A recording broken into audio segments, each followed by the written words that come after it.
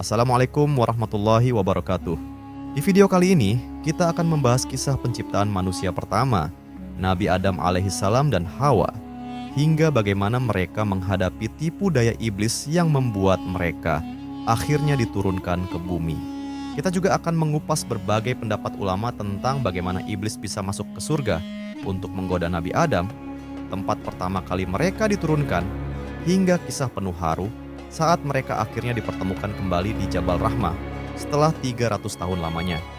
Tidak hanya itu, kita akan melihat bagaimana kehidupan Nabi Adam dan Siti Hawa di bumi, tantangan yang mereka hadapi, hingga bagaimana dari mereka lahirlah generasi pertama manusia. Sebelum kita lanjut, mari kita lantunkan salawat kepada Nabi kita. Allahumma sholli ala Sayyidina Muhammad wa ala ali Sayyidina Muhammad. Bismillah, mari kita mulai.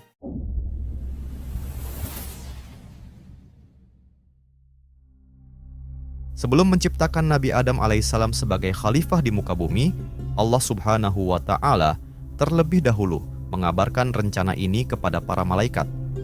Allah subhanahu wa ta'ala menceritakan di dalam Al-Quran, surah Al-Baqarah, ayat 30. Dia berfirman bahwa dia akan menciptakan seorang makhluk yang akan menjadi wakilnya di bumi. Makhluk yang memiliki potensi luar biasa, mampu menguasai segala sesuatu, serta berkembang menjadi pemimpin yang bijaksana. Namun, mendengar hal ini, para malaikat merasa heran dan mengungkapkan pertanyaan mereka dengan nada penuh keingintahuan. Bahkan seolah mempertanyakan keputusan tersebut. Mengapa engkau hendak menciptakan makhluk yang akan menumpahkan darah dan membuat kerusakan di bumi? Padahal, kami selalu bertasbih dan menyucikan namamu.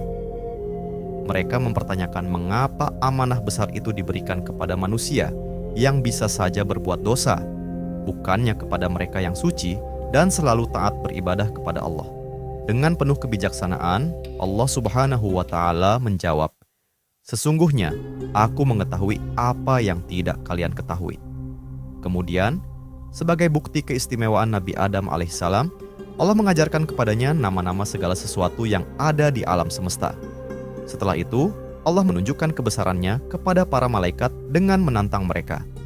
"Sebutkanlah kepadaku nama-nama benda ini, jika memang kalian benar-benar lebih layak." Quran Surah Al-Baqarah ayat 31. Para malaikat terdiam. Mereka menyadari bahwa mereka tidak memiliki pengetahuan tentang hal-hal yang telah diajarkan kepada Adam. Akhirnya, mereka tunduk dan mengakui kebesaran Allah dengan berkata, "Maha suci Engkau ya Allah. Kami tidak mengetahui apapun kecuali apa yang telah Engkau ajarkan kepada kami. Sesungguhnya Engkau Maha mengetahui dan Maha bijaksana." Quran Surah Al-Baqarah ayat 32. Dengan demikian, manusia diakui sebagai makhluk yang paling sempurna, bukan hanya karena ibadahnya, melainkan karena akalnya, ilmunya, dan kemampuannya untuk memahami serta mengenali ciptaan Allah. Kesempurnaan manusia terletak pada ruh yang ditiupkan langsung oleh Allah ke dalam dirinya, menjadikannya layak untuk mengemban amanah sebagai khalifah di bumi. Allah pun memerintahkan para malaikat untuk bersujud kepada Nabi Adam alaihissalam sebagai bentuk penghormatan atas keistimewaan dan kedudukannya. Allah berfirman, "Sesungguhnya aku akan menciptakan manusia dari tanah.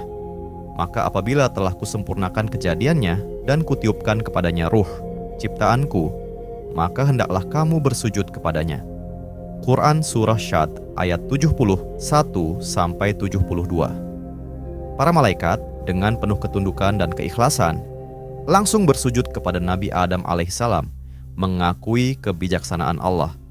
Namun di antara mereka ada satu makhluk yang menolak perintah tersebut, iblis. Iblis memandang Adam bukan dari sisi kelebihannya, tetapi dari sisi kelemahannya. Ia membandingkan fisik Adam yang berasal dari tanah dengan dirinya sendiri yang diciptakan dari api. Dengan kesombongannya, ia menolak untuk bersujud, membangkang terhadap perintah Allah, dan memilih jalan keangkuhan yang akhirnya menjerumuskannya ke dalam kehancuran. Mungkin ada yang bertanya-tanya, mengapa para malaikat langsung mengajukan pertanyaan saat Allah subhanahu wa ta'ala menyampaikan rencana penciptaan Nabi Adam alaihissalam. Padahal, saat itu Nabi Adam bahkan belum diciptakan. Bagaimana bisa mereka mengetahui bahwa keturunannya kelak akan berbuat kerusakan dan menumpahkan darah di muka bumi? Jika kita merujuk pada tafsir-tafsir klasik seperti tafsir Jalalain, Al-Baghawi, atau Asy-Syawi, penjelasannya cenderung umum. Disebutkan bahwa para malaikat berkata demikian karena mereka khawatir bahwa keturunan Adam akan mengikuti jejak para jin yang sebelumnya telah membuat kerusakan di bumi. Namun, penjelasan ini masih menyisakan tanda tanya. Bagaimana bisa para malaikat langsung memvonis keturunan Adam seperti itu? Untuk menjawabnya, kita dapat melihat tafsir Bil Ma'atsur, yakni tafsir yang bersumber dari riwayat sahih. Dalam tafsir Ibnu Katsir, jilid 1 halaman 218, dijelaskan bahwa alasan para malaikat berkata demikian adalah karena Allah Subhanahu wa Ta'ala telah memberitahukan mereka tentang apa yang akan terjadi pada keturunan Adam, sebagaimana diriwayatkan oleh Ibnu Abbas, Ibnu Mas'ud, dan beberapa sahabat lainnya. Allah telah memberitahu para malaikat tentang apa yang akan dilakukan oleh keturunan Adam. Maka para malaikat pun berkata demikian. Dengan kata lain, para malaikat tidak asal berbicara. Mereka mengajukan pertanyaan karena sudah mendapatkan informasi langsung dari Allah Subhanahu wa Ta'ala. Namun, bagaimana Allah memberitahu para malaikat? Kisah yang lebih lengkap dapat ditemukan dalam tafsir Imam At-Tabari, jilid 1, halaman 495, dan tafsir Imam Jalaluddin As-Suyuti, Ad-Durrul Mansur, jilid 1, halaman 122. Diceritakan bahwa ketika Allah Subhanahu wa Ta'ala menciptakan api, para malaikat terkejut dan ketakutan. Mereka pun bertanya, "Ya Tuhan kami, mengapa Engkau menciptakan api ini? Untuk apa ia diciptakan?" Allah Subhanahu wa Ta'ala menjawab, "Api ini adalah untuk menghukum makhluk-makhlukku yang durhaka kepadaku. Pada saat itu, belum ada makhluk lain selain para malaikat, dan bumi masih kosong. Nabi Adam alaihissalam belum diciptakan. Namun, para malaikat kemudian bertanya lagi dengan penuh kekhawatiran, 'Wahai Tuhan, apakah suatu saat akan datang masa di mana kami pun akan mendurhakaimu?' Allah menjawab, 'Tidak. Aku akan menciptakan makhluk baru di bumi dan mengangkat seorang khalifah di sana.' Mendengar hal itu, para malaikat semakin penasaran dan bertanya, 'Apakah Engkau akan menciptakan makhluk yang akan berbuat kerusakan dan menumpahkan darah di sana? Padahal kami senantiasa bertasbih dan mensucikan nama-Mu.' Para malaikat berkata demikian bukan karena meremehkan manusia, tetapi karena mereka ingin memahami kebijaksanaan Allah Subhanahu wa Ta'ala. Menurut salah satu pendapat, mereka berkata seperti itu karena telah melihat kejadian serupa sebelumnya, di mana para jin dan bun, makhluk sebelum manusia, telah berbuat kerusakan dan saling menumpahkan darah. Sebagaimana dikisahkan oleh Abdullah bin Umar, jin sudah ada 2000 tahun sebelum Adam diciptakan. Mereka saling menumpahkan darah, lalu Allah mengirim pasukan malaikat untuk mengusir mereka ke pelosok-pelosok lautan. Penjelasan serupa juga diriwayatkan oleh Ibnu Abbas. Ada juga pendapat yang menyatakan bahwa para malaikat mengetahui hal ini karena mereka melihat catatan di Lauhul Mahfuz. Pendapat lain mengatakan bahwa mereka diberitahu oleh dua malaikat, Harut dan Marut, atau oleh seorang malaikat bernama Sijil yang berada di atas mereka. Pendapat lain lagi menyebutkan bahwa para malaikat menyimpulkan hal itu dari sifat dasar makhluk yang berasal dari unsur bumi yang cenderung memiliki nafsu dan potensi untuk melakukan kerusakan. Namun, Allah Subhanahu wa Ta'ala menjawab dengan penuh kebijaksanaan, "Sesungguhnya aku mengetahui apa yang tidak kalian ketahui." Quran Surah Al-Baqarah ayat 30. Jawaban ini menunjukkan bahwa ada hikmah besar dalam penciptaan manusia yang belum bisa dipahami oleh para malaikat saat itu. Allah Subhanahu wa Ta'ala mengetahui bahwa meskipun manusia memiliki potensi untuk berbuat dosa, mereka juga memiliki kemampuan untuk bertobat, berbuat kebaikan, dan mencapai derajat yang tinggi di sisinya. Dengan penjelasan ini, kita semakin memahami bahwa pertanyaan para malaikat bukanlah bentuk protes atau penolakan terhadap ketetapan Allah Subhanahu wa Ta'ala, tetapi sebagai cara mereka untuk menggali hikmah di balik penciptaan manusia sebagai khalifah di bumi. Nabi Adam alaihissalam tidak serta-merta muncul ke dunia, melainkan melalui serangkaian proses penciptaan yang luar biasa. Beliau diciptakan tanpa perantara ayah dan ibu, sebuah keajaiban yang menunjukkan kekuasaan Allah. Proses penciptaannya dimulai dari tanah, kemudian diolah menjadi tanah liat, hingga akhirnya dibentuk menjadi sosok manusia yang sempurna. Menurut riwayat, penciptaan Nabi Adam berlangsung selama 120 tahun, dan beliau diciptakan pada hari Jumat yang dikenal sebagai penghulu segala hari. Al-Quran secara rinci menjelaskan tahapan penciptaan manusia pertama ini. Sebelum ruh ditiupkan ke dalam dirinya, Nabi Adam melewati 4 fase penting, yaitu fase turab, fase tin, fase hama masnun, dan fase syalsyal. Keempat fase ini menggambarkan betapa penciptaan Nabi Adam bukanlah sesuatu yang instan, melainkan melalui proses yang menunjukkan kebesaran dan kekuasaan Allah. Penjelasan ini dikutip dari berbagai tafsir yang menguraikan kisah penciptaan manusia pertama dengan penuh makna dan hikmah. Fase pertama dalam penciptaan Nabi Adam adalah fase turab, yaitu tahap ketika manusia pertama diciptakan dari tanah yang masih murni dan belum bercampur air.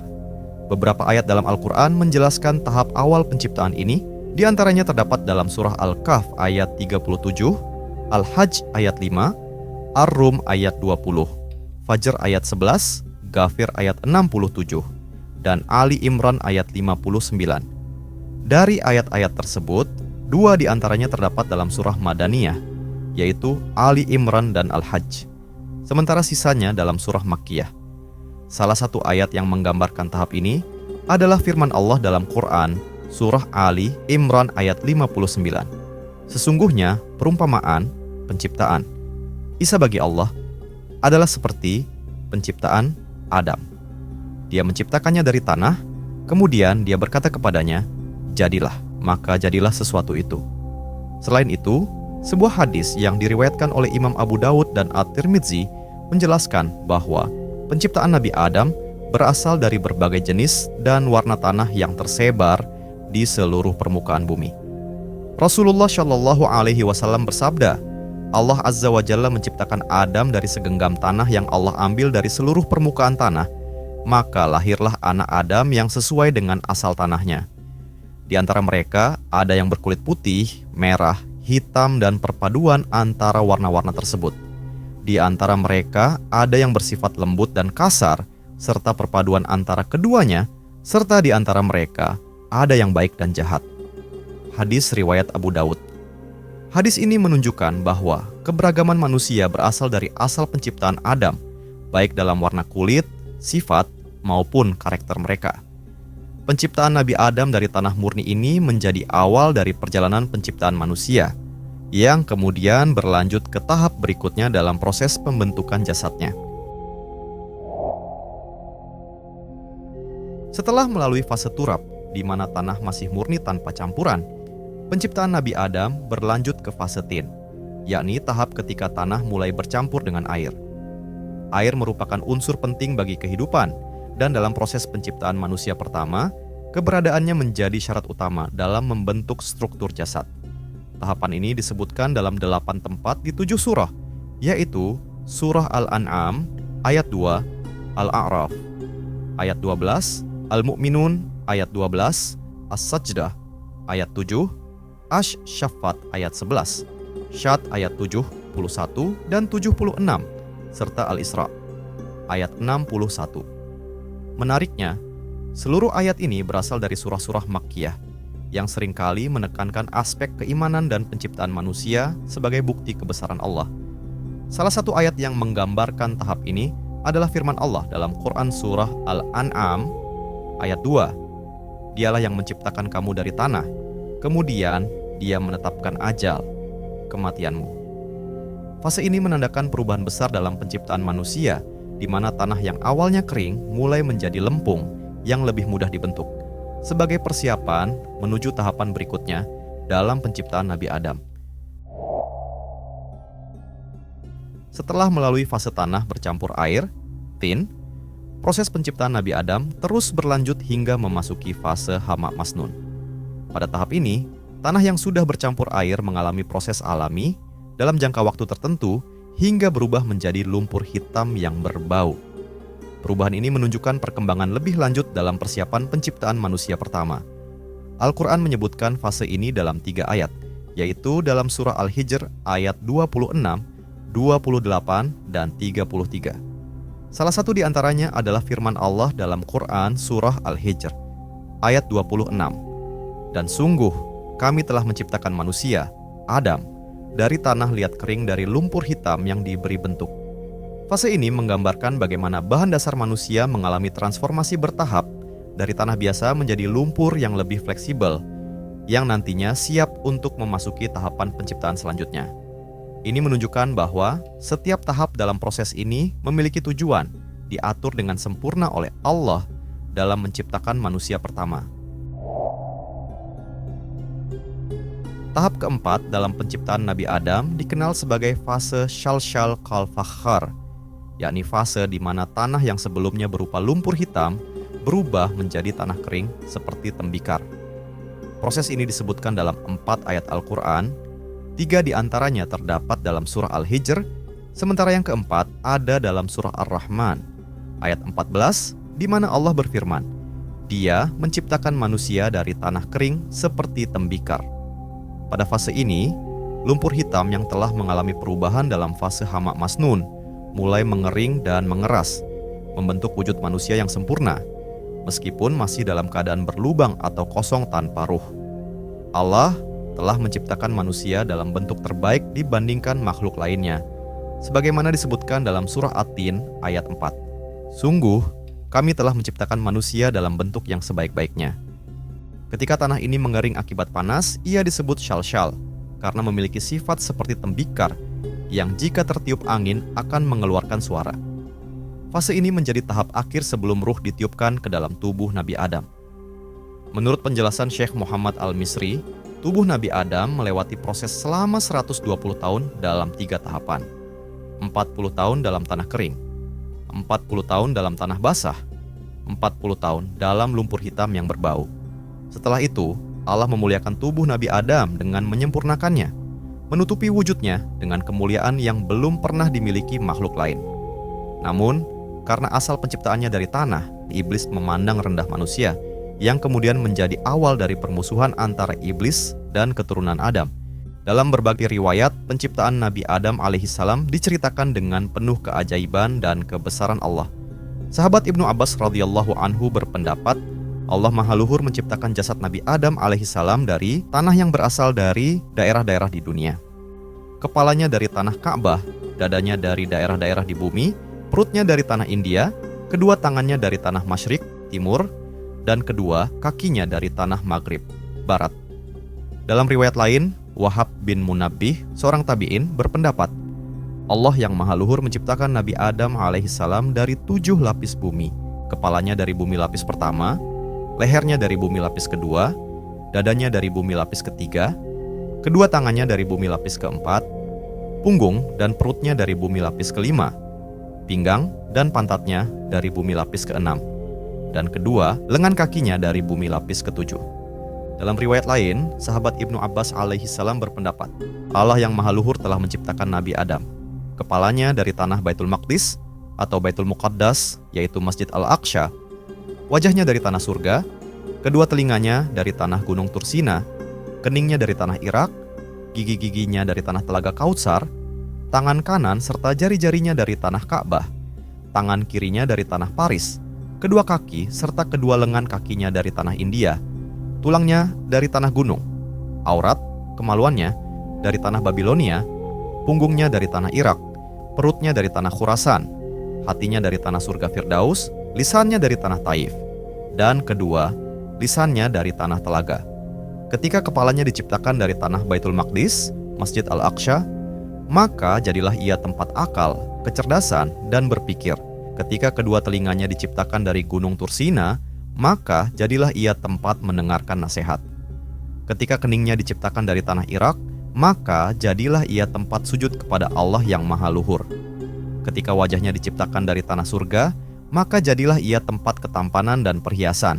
Ketika gigi-giginya diciptakan dari tanah Telaga Kautsar, maka jadilah ia tempat kemanisan. Gigi menjadikan manusia terlihat manis. Ketika tangan kanannya diciptakan dari tanah Ka'bah, maka jadilah ia tempat keberkahan, pertolongan di dalam mata pencaharian, dan kedermawanan. Ketika tangan kirinya diciptakan dari tanah Paris, maka jadilah ia tempat bersuci dan istinjak. Ketika perutnya diciptakan dari tanah Khurasan, maka jadilah ia tempat lapar. Ketika auratnya diciptakan dari tanah Babilonia, maka jadilah ia tempat syahwat, belenggu, dan tipu daya. Ketika tulangnya diciptakan dari tanah gunung, maka jadilah ia tempat yang keras, anggota paling keras di dalam tubuh. Ketika hatinya diciptakan dari tanah surga Firdaus, maka jadilah ia tempat iman. Ketika lisannya diciptakan dari tanah Taif, maka jadilah ia tempat mengucapkan syahadat. Tadarruh, rendah diri di hadapan Allah Subhanahu wa Ta'ala, dan berdoa kepada Allah. Allah menjadikan 9 pintu lubang di dalam Nabi Adam alaihissalam. 7 lubang ada di kepala, yaitu 2 matanya, 2 telinganya, 2 lubang hidungnya, dan mulutnya. Sedangkan 2 lubang ada di badannya, yaitu kubulnya, kemaluan, dan duburnya. Allah Subhanahu wa Ta'ala menjadikan baginya, Nabi Adam alaihissalam, 5 indera, yaitu indera penglihatan di mata, indera pendengaran di kedua telinga, indera perasa di dalam mulut, indera peraba di kedua tangan, dan indera penciuman di hidung. Dikatakan dalam sebuah pendapat ulama, ketika Allah akan meniupkan ruh ke dalam Nabi Adam alaihissalam, Allah yang Maha Luhur memerintahkan ruh itu untuk masuk ke dalamnya. Dan dikatakan dalam sebuah pendapat ulama, sesungguhnya ruh itu masuk dari otak Nabi Adam alaihissalam. Ruh itu mengitari di dalamnya selama 200 tahun. Kemudian ruh itu turun ke dalam kedua mata Nabi Adam alaihissalam. Ruh itu melihat dirinya. Ia melihat masih berupa tanah kering. Ketika ia telah sampai pada kedua telinga Nabi Adam alaihissalam, ia mendengar bacaan tasbih para malaikat. Kemudian ia turun ke dalam hidung, maka ia bersin. Ketika ia selesai dari bersinnya, ruh itu turun ke mulut, lisan, dan kedua telinga Nabi Adam alaihissalam. Allah yang Maha Luhur pun mengajarkannya untuk mengucapkan Alhamdulillah, segala puji hanya bagi Allah. Lalu menjawabnya, semoga Tuhanmu mengasihimu, wahai Adam. Kemudian ruh itu turun ke dada Nabi Adam alaihissalam, maka ia beranjak berdiri, tetapi ia tidak mampu melakukannya. Hal itu sebagaimana dalam firman Allah yang Maha Luhur, adalah manusia bersifat tergesa-gesa. Quran Surat Al-Isra ayat 11. Ketika ruh itu telah sampai pada lambung, perut Nabi Adam alaihissalam, maka ia berkeinginan pada makanan. Kemudian ruh itu tersebar di dalam semua jasad Nabi Adam, maka jadilah ia daging, darah, otot, dan tulang-tulang. Kemudian Allah yang Maha Luhur mengenakan untuknya pakaian yang terbuat dari kuku, yang setiap hari pakaian dari kuku itu bertambah bagus dan indah. Namun ketika Nabi Adam alaihissalam melakukan dosa, Allah menggantikan kuku itu dengan kulit, dan sisa pakaian kuku yang tersisa dari Nabi Adam alaihissalam ada di ujung jari-jari, agar hal itu mengingatkannya tentang awal penciptaannya. Ketika Allah telah menyempurnakan penciptaan Nabi Adam alaihissalam, Dia meniupkan ruh ke dalamnya. Dia mengenakan untuknya pakaian dari surga. Nur Muhammad pun bersinar terang di wajahnya seperti malam purnama. Dan kemudian Nabi Adam alaihissalam diangkat ke atas ranjang yang dipikul di atas leher-leher para malaikat.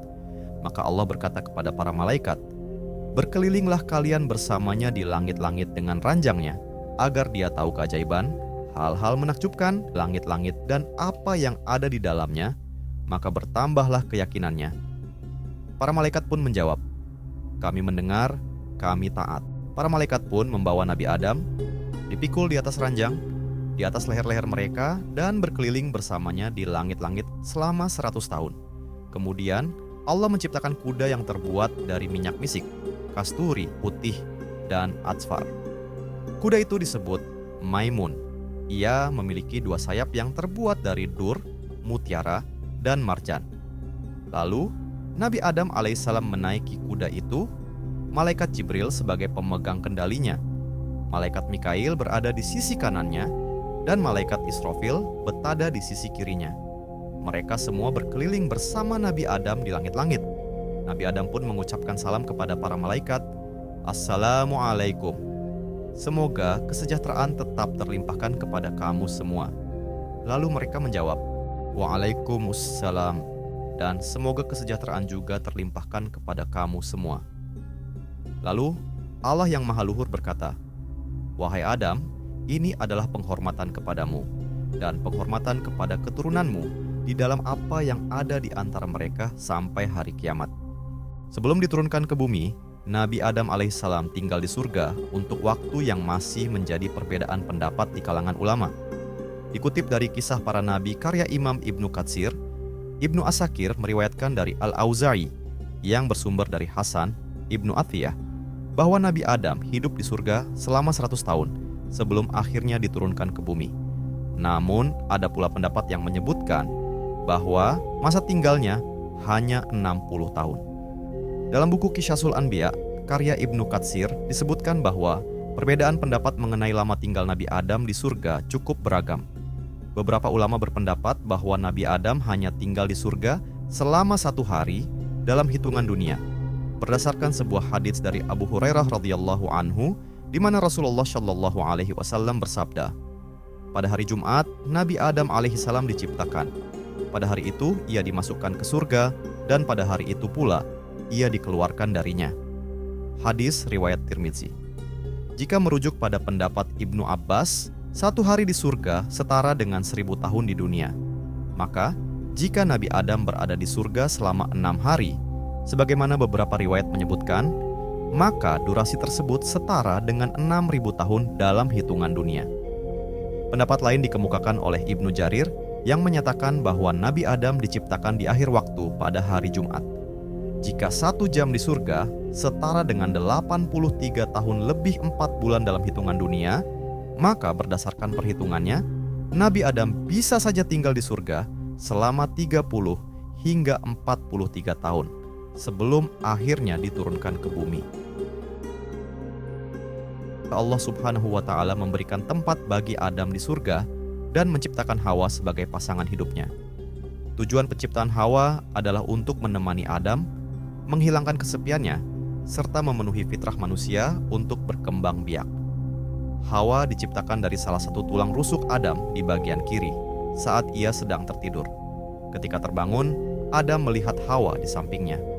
Malaikat pun bertanya kepada Adam, "Wahai Adam, makhluk apakah yang berada di sampingmu itu?"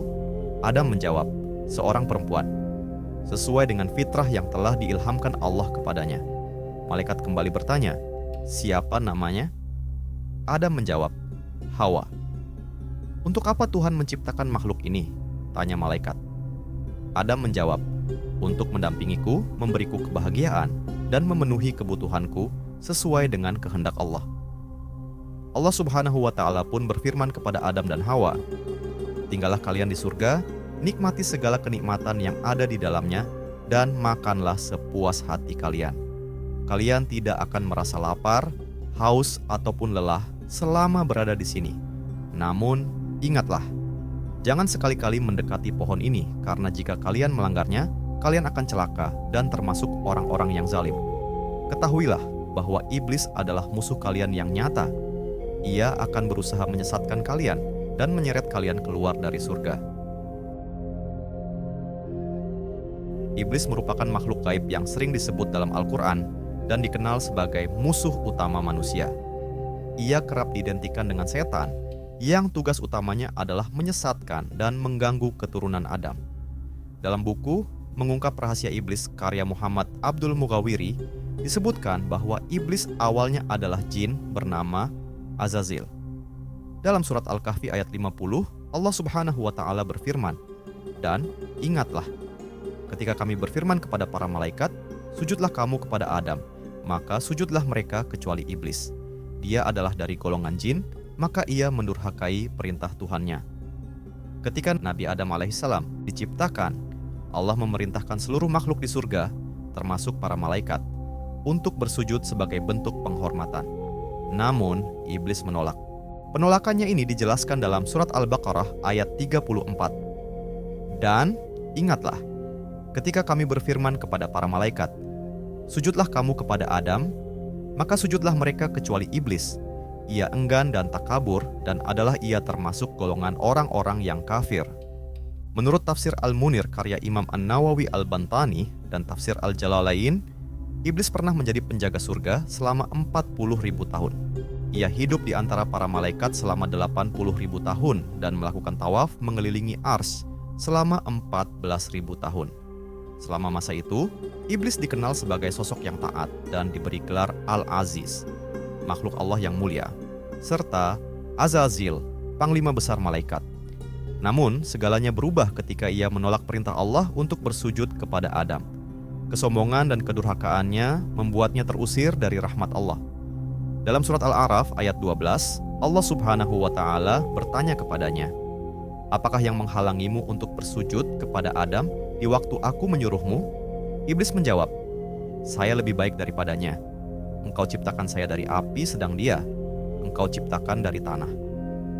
Kesombongan itulah yang akhirnya membuat Allah mengusir iblis dari surga. Dalam surat Al-A'raf ayat 18, Allah Subhanahu wa Ta'ala berfirman, "Keluarlah kamu darinya, surga, dalam keadaan terhina dan terusir. Sungguh, siapapun di antara mereka yang mengikutimu pasti akan aku isi neraka, jahanam dengan kamu semua."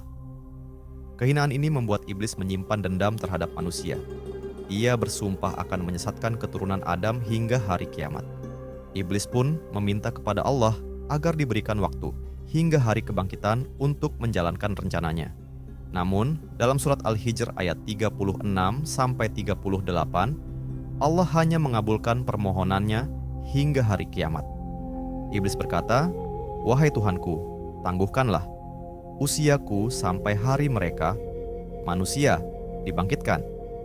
Allah berfirman, "Sesungguhnya, kamu termasuk golongan yang ditangguhkan sampai hari yang telah ditentukan waktunya, kiamat." Sejak saat itu, iblis terus berusaha menjerumuskan manusia. Ia pun menggoda Nabi Adam dan Hawa agar melanggar perintah Allah. Dalam surat Taha ayat 120, dijelaskan bagaimana iblis membisikkan tipu daya kepada Nabi Adam. Kemudian setan membisikkan pikiran jahat kepadanya dengan berkata, "Hai Adam, maukah saya tunjukkan kepada kamu pohon huldi dan kerajaan yang tidak akan binasa?" Namun, meskipun iblis diberikan kesempatan untuk menggoda manusia, Allah Subhanahu wa Ta'ala juga memberikan penawar bagi mereka yang ingin kembali ke jalan yang benar. Dalam surat Al-Baqarah ayat 160, Allah berfirman, "Kecuali mereka yang telah tobat dan mengadakan perbaikan dan menerangkan kebenaran, maka terhadap mereka itulah aku menerima tobatnya, dan akulah yang maha menerima tobat lagi, maha penyayang." Dengan demikian, manusia selalu memiliki kesempatan untuk bertobat dan kembali ke jalan Allah, meskipun iblis terus berusaha menyesatkan mereka hingga hari kiamat. Sejak awal penciptaannya, manusia telah menjadi sasaran utama tipu daya iblis. Menurut para ahli tafsir, Nabi Adam alaihissalam dan istrinya, Siti Hawa, diturunkan ke bumi karena terpedaya oleh godaan iblis hingga melanggar perintah Allah Subhanahu wa Ta'ala. Dalam beberapa ayat Al-Quran, Allah Subhanahu wa Ta'ala mengisahkan bagaimana iblis menggoda Nabi Adam alaihissalam. Salah satunya adalah firman Allah dalam surah Al-A'raf ayat 20-22. Lalu setan membisikkan pikiran jahat kepada keduanya untuk menampakkan kepada mereka apa yang tertutup dari mereka, yaitu auratnya. Setan berkata, "Tuhanmu tidak melarangmu mendekati pohon ini, kecuali agar kalian tidak menjadi malaikat atau tidak hidup kekal di surga." Ia pun bersumpah kepada keduanya, "Sungguh, aku ini benar-benar termasuk penasihatmu." Maka setan pun memperdaya mereka berdua dengan tipu daya. Dari ayat ini, para ulama sepakat bahwa iblis adalah dalang di balik godaan yang menyebabkan Nabi Adam alaihissalam dan Siti Hawa melanggar perintah Allah. Namun, bagaimana cara iblis melakukan godaan tersebut? Mengingat iblis telah diusir dari surga, para ulama berbeda pendapat mengenai metode yang digunakan iblis dalam menggoda Nabi Adam alaihissalam. Pendapat pertama menyatakan bahwa iblis menggoda Nabi Adam alaihissalam secara langsung melalui percakapan lisan. Ibnu Mas'ud dan Ibnu Abbas serta mayoritas ulama berpendapat bahwa iblis berbicara kepada Nabi Adam alaihissalam dan Siti Hawa secara langsung, membujuk mereka dengan kata-kata dan sumpah palsunya. Dalil yang menguatkan pandangan ini adalah firman Allah yang menyebutkan bahwa iblis bersumpah di hadapan mereka untuk meyakinkan kebohongannya. Pendapat kedua beranggapan bahwa iblis tidak masuk ke dalam surga secara fisik, melainkan menggunakan bisikan dan was-was dalam hati Nabi Adam alaihissalam dan Siti Hawa. Sebagian ulama menyatakan bahwa iblis tidak dapat kembali ke surga setelah diusir oleh Allah, namun ia tetap bisa menanamkan godaan dan tipu daya melalui bisikan hati, sebagaimana ia menggoda manusia hingga saat ini. Terdapat dua teori dari para ulama mengenai bagaimana iblis bisa masuk ke surga untuk menggoda Nabi Adam alaihissalam. Pertama, iblis masuk ke surga bersama ular. Wahab bin Munabih, seorang ulama tabi'in, menyebutkan bahwa iblis berhasil masuk ke surga dengan cara bersembunyi di dalam mulut seekor ular. Sebelumnya, ia telah mencoba memasuki surga dengan berbagai cara, tetapi selalu gagal. Akhirnya, ular membantunya menyelinap ke dalam surga. Setelah berhasil masuk, iblis keluar dari dalam tubuh ular dan mulai menjalankan rencananya. Ia mendekati Siti Hawa lebih dulu, menunjukkan buah terlarang dan membujuknya dengan mengatakan bahwa buah itu memiliki aroma yang harum, rasa yang lezat, dan warna yang indah. Setelah Hawa tergoda dan memakannya, ia pun membujuk Nabi Adam alaihissalam untuk ikut mencicipi buah tersebut. Nabi Adam alaihissalam yang awalnya ragu, akhirnya mengikuti ajakan istrinya. Setelah memakan buah itu, pakaian mereka lenyap dan mereka menyadari bahwa mereka dalam keadaan telanjang. Mereka pun berusaha menutupi tubuh mereka dengan daun-daun pohon surga. Nabi Adam alaihissalam kemudian bersembunyi dalam ketakutan hingga Allah Subhanahu wa Ta'ala memanggilnya dan menurunkannya ke bumi sebagai hukuman atas pelanggarannya. Sebagai hukuman bagi ular yang membantu iblis, Allah Subhanahu wa Ta'ala mengutuknya dengan menghilangkan kakinya sehingga ia harus merayap di atas tanah selamanya. Menurut pendapat kedua, iblis masih bisa masuk ke surga, namun dalam keadaan terhina. Pendapat lain menyatakan bahwa iblis memang masih bisa memasuki surga, tetapi tidak lagi dalam keadaan terhormat seperti sebelumnya. Sebelumnya, iblis masuk ke surga bersama para malaikat dan mendapat kemuliaan. Namun setelah diusir, ia hanya bisa masuk dalam keadaan hina untuk menggoda Nabi Adam alaihissalam sebagai bagian dari ujian Allah Subhanahu wa Ta'ala. Meskipun terdapat berbagai pandangan mengenai cara iblis menggoda Nabi Adam alaihissalam, yang paling penting adalah mengimani apa yang telah Allah Subhanahu wa Ta'ala ceritakan dalam Al-Quran. Detail tentang bagaimana peristiwa itu terjadi sepenuhnya berada dalam pengetahuan Allah. Sebagai umat Islam, kita hanya perlu meyakini bahwa iblislah yang menyesatkan Nabi Adam alaihissalam, menyebabkan ia melanggar perintah Allah dan akhirnya diturunkan ke bumi. Setelah melanggar larangan Allah dengan memakan buah terlarang, Nabi Adam alaihissalam dan Siti Hawa harus menghadapi konsekuensi besar. Mereka diturunkan ke bumi. Namun, mereka tidak diturunkan bersama. Keduanya terpisah, menjalani kehidupan sendiri-sendiri di tempat yang asing bagi mereka. Hingga kini, tidak ada keterangan yang benar-benar pasti mengenai lokasi di mana Nabi Adam alaihissalam dan Siti Hawa pertama kali diturunkan ke bumi. Al-Quran sendiri tidak menjelaskan secara rinci mengenai tempat turunnya mereka, melainkan hanya menyebutkan prosesnya seperti yang tertuang dalam surah Al-Baqarah ayat 30-38 dan surah Al-A'raf ayat 11-25. Namun, sebagian besar ulama sepakat bahwa keduanya diturunkan secara terpisah dan kemudian dipertemukan kembali di Jabal Rahmah, sebuah bukit yang terletak di Padang Arafah. Nama Jabal Rahmah sendiri berarti Bukit Kasih Sayang, yang diyakini sebagai saksi bisu pertemuan kembali pasangan pertama di bumi setelah terpisah selama berabad-abad. Beragam pendapat tentang tempat diturunkannya Nabi Adam dan Hawa. Meskipun Al-Quran tidak memberikan keterangan spesifik, berbagai riwayat menyebutkan kemungkinan lokasi turunnya Nabi Adam alaihissalam dan Siti Hawa. Menurut Abdullah bin Abbas, seperti yang dikutip oleh Al-Imam At-Tabari dalam tarikhnya, Nabi Adam alaihissalam diturunkan di India, sementara Siti Hawa di Jeddah, Arab Saudi. Riwayat lain menyebutkan bahwa Nabi Adam alaihissalam turun di Bukit Syafa dan Siti Hawa di Bukit Marwah, yang kini menjadi bagian dari rangkaian sa'i dalam ibadah haji. Ada pula yang mengatakan bahwa Nabi Adam alaihissalam turun di antara Makkah dan Taif, sementara Hawa diturunkan di Irak.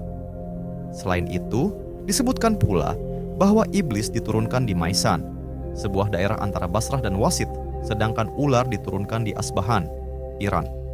Meskipun terdapat berbagai pendapat mengenai tempat turunnya mereka, para ulama umumnya sepakat bahwa setelah masa penyesalan dan pencarian yang panjang, Nabi Adam alaihissalam dan Siti Hawa akhirnya bertemu kembali di Jabal Rahmah, Arafah. Perpisahan yang panjang bukan satu-satunya ujian yang mereka hadapi. Kehidupan di bumi jauh berbeda dari surga yang penuh kenikmatan. Menurut riwayat dari Imam Al-Auza'i yang dikutip dalam kitab Al-Bidayah wa An-Nihayah, karya Ibnu Katsir, Nabi Adam alaihissalam dan Siti Hawa menangis selama 60 tahun setelah diturunkan ke bumi. Mereka bukan hanya merindukan surga, tetapi juga menyesali kesalahan yang telah mereka lakukan. Namun, Allah Maha Pengasih. Setelah melalui masa penuh penyesalan, Nabi Adam alaihissalam menerima wahyu dari Allah dan memohon ampun dengan doa yang diabadikan dalam Al-Quran. Ya Tuhan kami telah menzalimi diri kami sendiri. Jika Engkau tidak mengampuni kami dan memberi rahmat-Mu, niscaya kami termasuk orang-orang yang rugi. Quran Surah Al-A'raf ayat 23. Akhirnya, Allah menerima tobat mereka dan menuntun mereka untuk bertemu kembali. Kisah ini menjadi pelajaran bahwa sebesar apapun dosa yang dilakukan seorang hamba, pintu ampunan Allah selalu terbuka bagi mereka yang bertobat dengan sungguh-sungguh.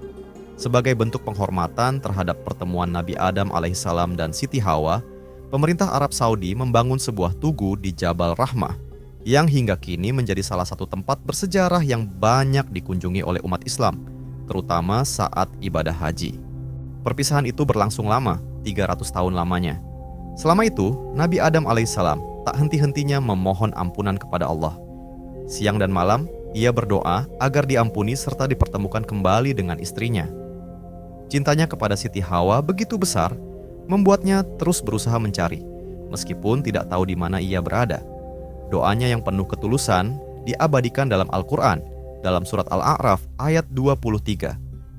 Ya Tuhan kami telah menzalimi diri kami sendiri.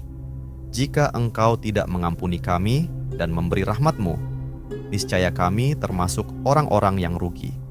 Kesungguhan Nabi Adam alaihissalam pun tidak sia-sia.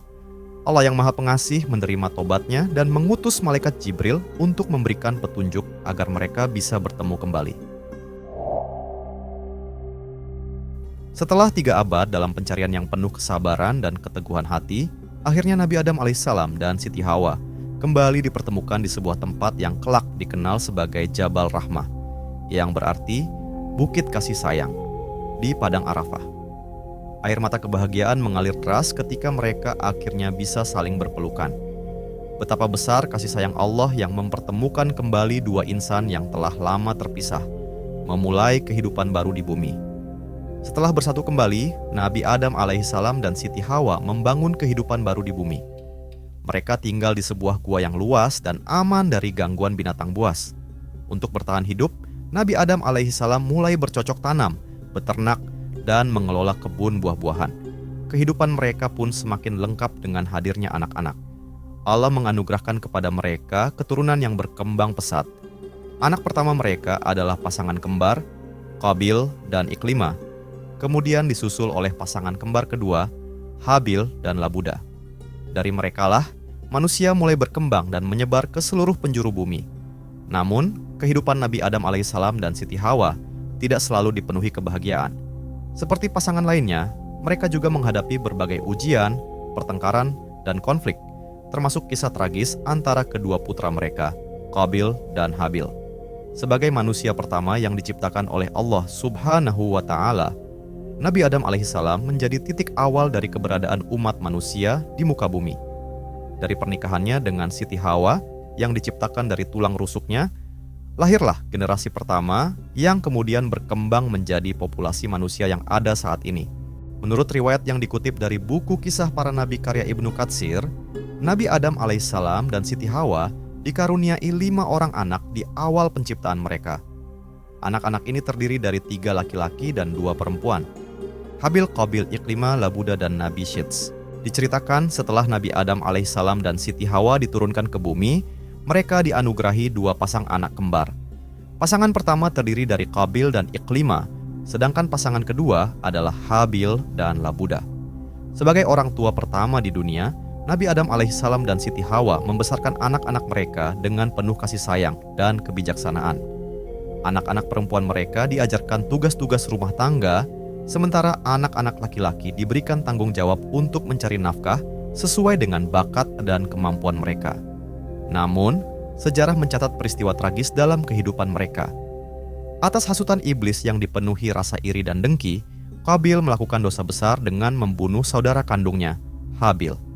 Dalam beberapa riwayat disebutkan bahwa Qabil membunuh Habil dengan melemparkan batu besar ke kepalanya saat sedang tidur, hingga menyebabkan kematian. Versi lain menyebutkan bahwa Qabil mencekik Habil dengan ganas dan menggigitnya seperti hewan buas. Kejadian ini menjadi catatan kelam dalam sejarah manusia sebagai pembunuhan pertama yang terjadi di dunia. Setelah tragedi yang memilukan itu, Nabi Adam alaihissalam dan Siti Hawa dikaruniai seorang putra yang diberi nama Syits. Nama ini diberikan karena ia dianggap sebagai pengganti Habil yang telah wafat.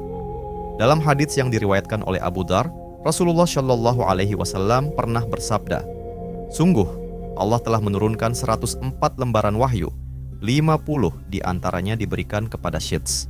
Muhammad bin Ishaq juga menyatakan bahwa sebelum wafat, Nabi Adam alaihissalam mewasiatkan banyak hal kepada Syits. Ia mengajarkan kepadanya cara beribadah, membimbing manusia menuju kebaikan, dan bahkan memberikan peringatan tentang peristiwa besar yang akan terjadi di masa depan, yaitu banjir besar di zaman Nabi Nuh alaihissalam. Sejarah juga mencatat bahwa seluruh keturunan Nabi Adam alaihissalam yang bertahan hingga saat ini berasal dari garis keturunan Syits. Sementara anak-anak Adam yang lain tidak meninggalkan keturunan yang berlanjut. Dalam buku Kisah Para Nabi, Imam Abu Ja'far bin Jarir menyebutkan dalam kitab At-Tarikh bahwa menurut sebagian ulama, Siti Hawa melahirkan 40 anak dalam 20 kali kehamilan. Sumber lain menyatakan bahwa jumlah kelahiran yang dialami Siti Hawa mencapai 120 kali, dengan setiap kelahiran menghasilkan sepasang anak, laki-laki dan perempuan. Anak pertama mereka adalah Qabil dan saudari kembarnya, Iklimah, sedangkan anak terakhir mereka adalah Abdul Mughits dan Ummul Mughits. Seiring berjalannya waktu, manusia mulai tersebar di berbagai penjuru bumi hingga akhirnya menjadi umat yang besar seperti saat ini. Allah Subhanahu wa Ta'ala berfirman dalam surah An-Nisa ayat 1, "Wahai manusia, bertakwalah kepada Tuhanmu yang telah menciptakanmu dari diri yang satu, Adam, dan Dia menciptakan darinya pasangannya, Hawa. Dari keduanya Allah memperkembangbiakkan laki-laki dan perempuan yang banyak. Bertakwalah kepada Allah yang dengan namanya kamu saling meminta, dan peliharalah hubungan kekeluargaan. Sesungguhnya Allah selalu menjaga dan mengawasimu." Dari kisah ini, kita dapat mengambil pelajaran bahwa sejarah awal umat manusia penuh dengan cobaan dan ujian. Namun, Allah Subhanahu wa Ta'ala senantiasa memberikan petunjuk dan rahmat bagi mereka yang tetap teguh dalam keimanan dan ketaatan kepadanya. Para nabi adalah manusia pilihan dengan keistimewaan spiritual yang luar biasa. Namun, seperti halnya manusia pada umumnya, mereka tetap memiliki keterbatasan fisik. Mereka makan, minum, beristirahat, dan pada akhirnya meninggal dunia. Sifat-sifat inilah yang juga dimiliki oleh Nabi Adam alaihissalam. Beliau adalah manusia pertama yang diciptakan Allah, kemudian hidup di bumi bersama istrinya, Hawa, hingga ajal yang telah ditetapkan tiba. Salah satu keistimewaan yang Allah anugerahkan kepada Nabi Adam adalah kemampuannya merasakan detik-detik akhir kehidupannya. Saat ajal semakin dekat, beliau seolah telah siap menghadapi perpisahan dengan dunia. Dalam momen itu, Nabi Adam mengungkapkan permintaan terakhir kepada anak-anaknya. Beliau ingin menikmati kembali buah dari surga. Permintaan ini tentu tak bisa dimaknai secara harfiah, sebab buah surga tak mungkin ditemukan di dunia yang fana ini. Surga sendiri hanya ada di alam akhirat. Karena itu, para ulama menafsirkan bahwa keinginan Nabi Adam sebenarnya adalah bentuk kerinduannya terhadap kebahagiaan surgawi yang pernah ia rasakan sebelum diturunkan ke bumi. Isyarat ini pun menandakan bahwa wafatnya sudah semakin dekat. Meskipun terdengar mustahil, sebagai anak yang berbakti, putra-putra Nabi Adam tetap berangkat mencari buah tersebut. Namun, di tengah perjalanan, mereka dihentikan oleh sekelompok lelaki. "Wahai anak-anak Adam, apa yang kalian cari? Kemana kalian pergi?" tanya para lelaki itu. Mereka menjawab, "Ayah kami sedang sakit, beliau ingin makan buah dari surga." Mendengar itu, para lelaki yang ternyata adalah malaikat menjelma manusia berkata, "Kembalilah, karena waktu yang telah ditetapkan bagi ayah kalian telah tiba." Di tangan mereka sudah tersedia kain kafan, wewangian, serta alat-alat untuk menggali kubur, kapak, cangkul, dan sekop. Ketika para malaikat itu tiba, Hawa langsung mengenali mereka. Diliputi kecemasan, ia berlindung di sisi Nabi Adam. Namun, Nabi Adam berkata, "Menjauhlah dariku. dahulu aku pernah melakukan kesalahan karenamu. Biarkan aku bersama malaikat-malaikat Tuhanku, tabaraka wa ta'ala.